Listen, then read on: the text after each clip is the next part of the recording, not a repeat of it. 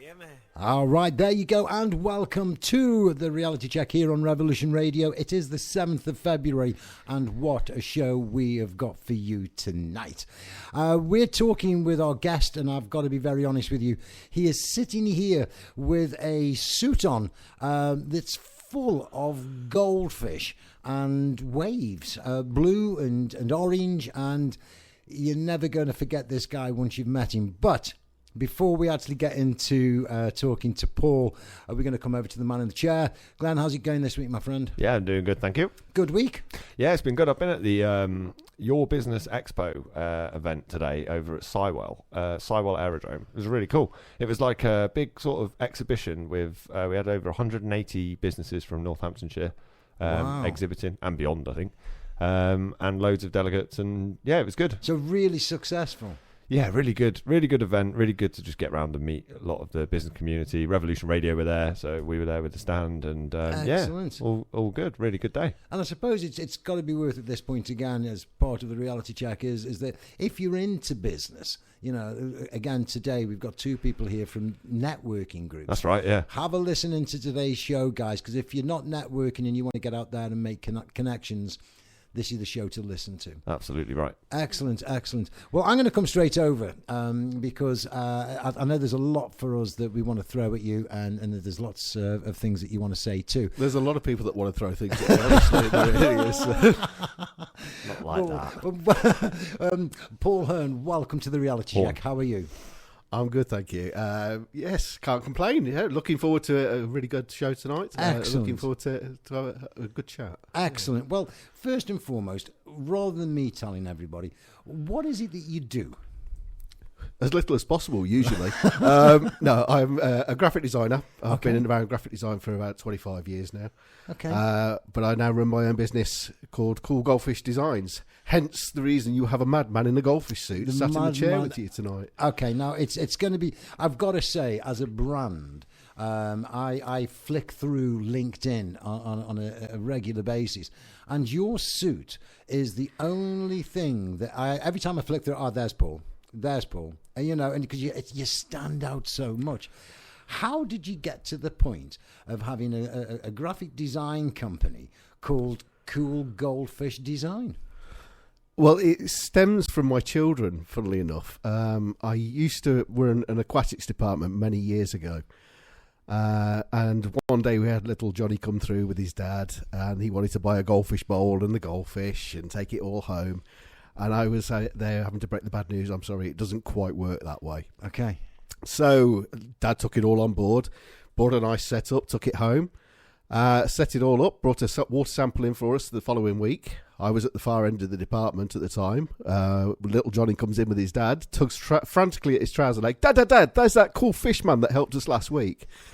And my staff literally just turned around at the once and just went, cool fish man, really?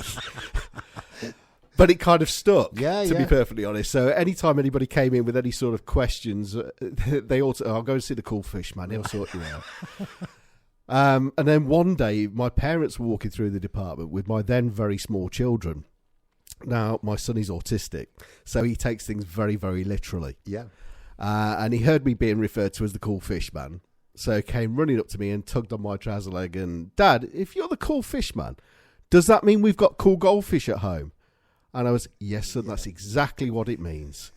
So, yes, that's the part of the origin story. But I also made it into a bedtime story for them as well. So they always got the adventures of the cool goldfish. Wow. And I always said if I ever started a business, it would be cool goldfish, whatever. Yeah. Wow. We're going to carry on exploring more about that.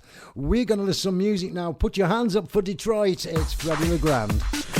It goes like a no, or something like that. Anyway, I'm not even going to try it again. But there we go with a bit of Peggy Gow. Welcome back to the Reality Check here on Revolution Radio. We're talking to Paul Hearn. Horn. Oh, I tell you what, I get this every week, you know. It's not my fault. I'm going to blame the man in the chair, captain in the chair, sorry. But Paul is from the Coolgoldfish Designs, and again, welcome to the show. So you are a graphic designer.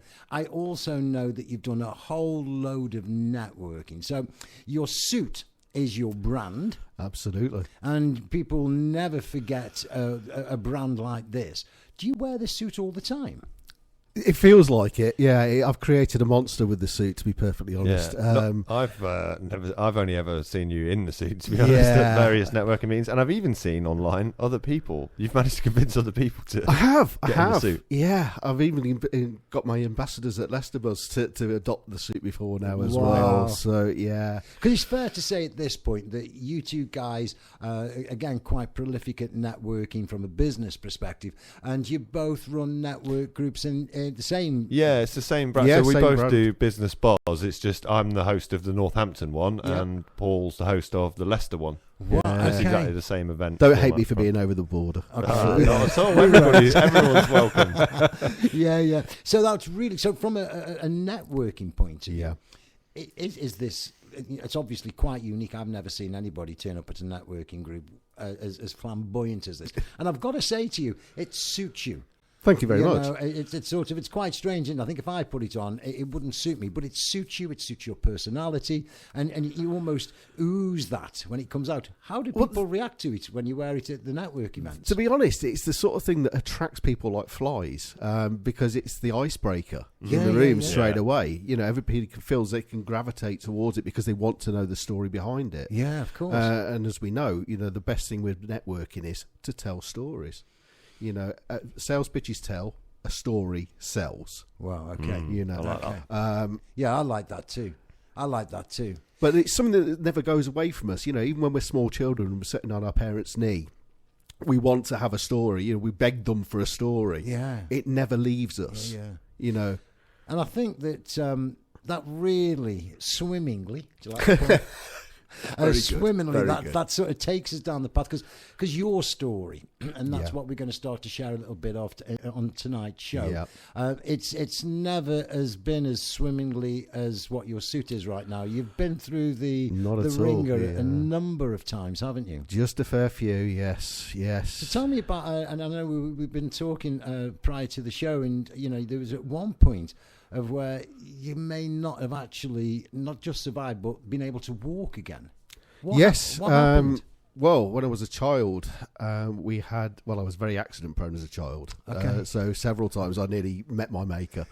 But this particular one that you're referring to, it was we were having the kitchen extended at the time, and we had one of the old glass doors with the little thin wooden pieces in between. Yeah. And being the adventurous 7-year-old that I was at the time, I decided to walk up those slats and slipped, and both feet went through. Oh my gosh! And the right foot copped all the damage, basically. Wow! So much so I nearly lost it. Wow! Okay. Basically, I went through everything: guide tendons, muscles, everything, all the way down to the bone. Oh!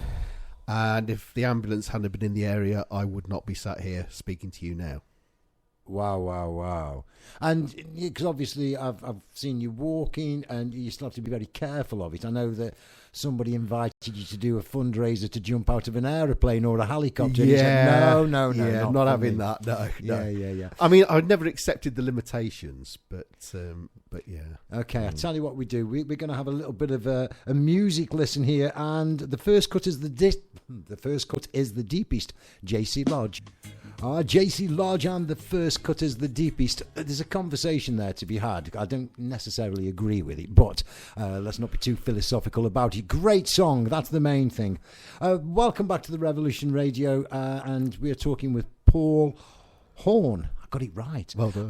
And Paul, you were just explaining about a bit of a crazy kid, accident prone. Absolutely, and the falling first cut through. really was the deepest. Yeah, Right. absolutely. That's right. But I also know that from an emotional point of view and from a deeper sense of self, it's not always, and still isn't always, as plain sailing as your goldfish would normally swim. No, absolutely. I live with the condition of bipolar. I was diagnosed a fair few years ago now with type 2 rapid cycling bipolar. Would that be now? we hear all the time about things like mental health, bipolar, schizophrenia, all these different terminologies, and just The for our invisible illness, listeners, yeah. that's exactly it. But from some of our listeners, I wonder whether you could just explain in quite a simple terms, what do we mean when we say somebody is bipolar? There's 3 different types, really, of bipolar. The cyclothymia, which is moderate lows, moderate highs. Mm-hmm. There is the bipolar 2, which I've got, which is the really depressive lows and the moderate highs. Yeah. And then there is type 1, which is the really depressive lows and the really high highs. Okay. So yeah, people used to love being around me when I was on that moderate high because it was life and soul of the party. Didn't care. All sort of things went out the window. But when you hit that rock bottom and you crash, my God, you crash. Okay. So, and if it's okay, I know that you're really happy to share bits of you with a view of paying it forward.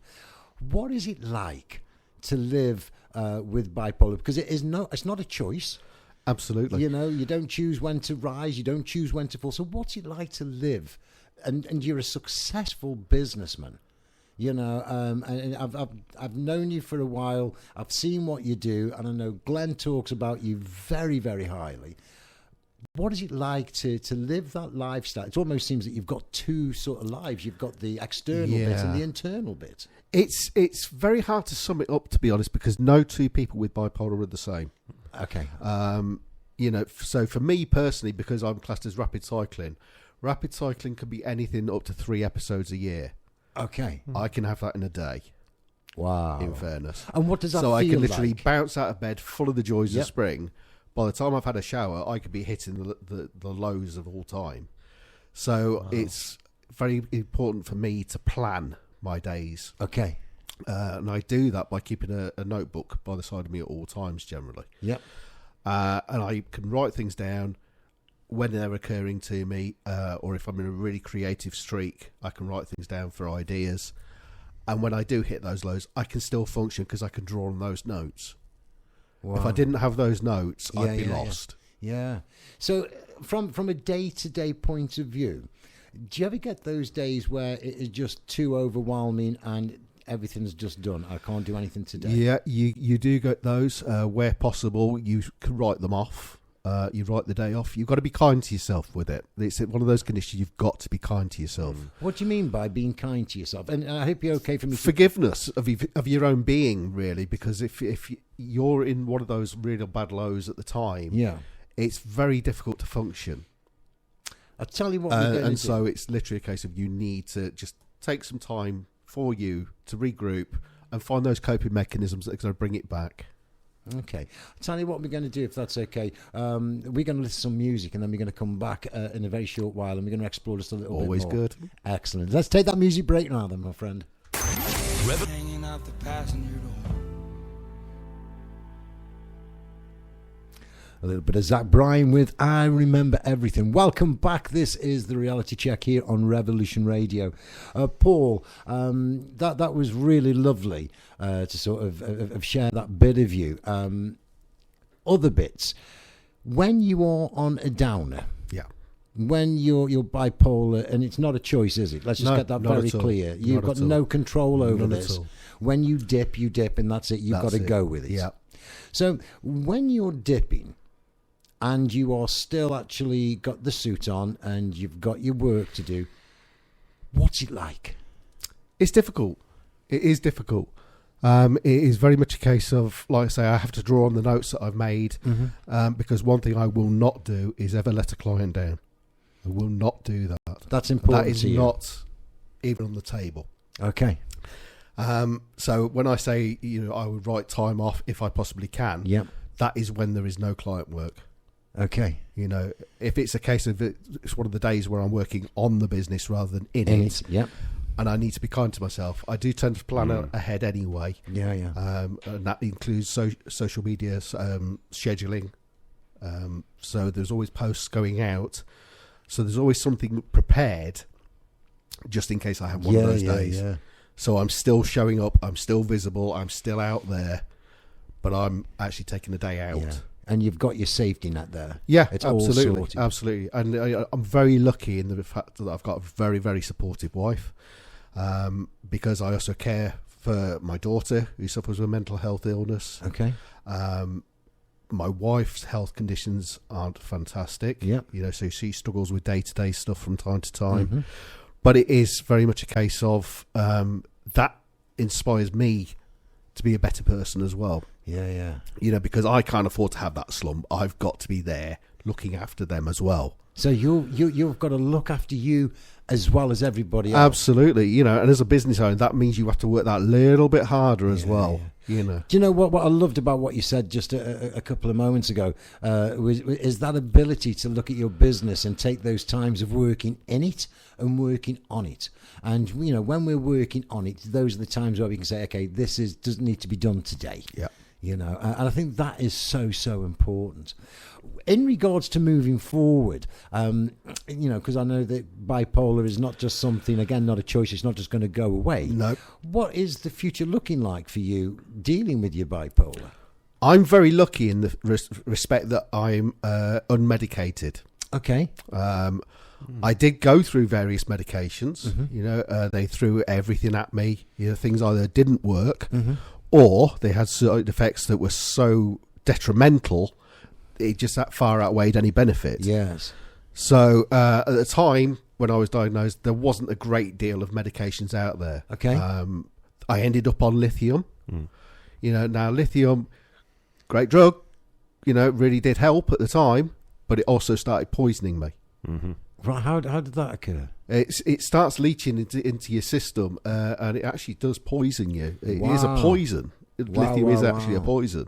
What does it do for any sort of medication? I say you've been on a number of different medications. The reason I ask you this is that there are lots of our listeners that may be thinking, "Do I have this?" Or does this recognise me? What does the medication do for you initially? What's it meant to do?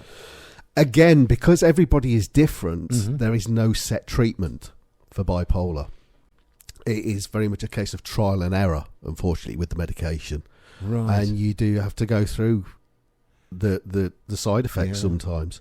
But right now, you are not medicated. Right now, I'm not medicated. Now, it's not something I would ever advocate for anybody. Yeah, it works for you. But it works for me. And I think that is important. We are just talking from your perspective. Yeah, absolutely. But that's by learning, by putting coping mechanisms in place and things like that as well. Do you know something? When we're not in that right frame of mind and we find ourselves behind a mask, this song that we're going to listen to now says it all. Love the Way You Lie. This is Eminem and Rihanna.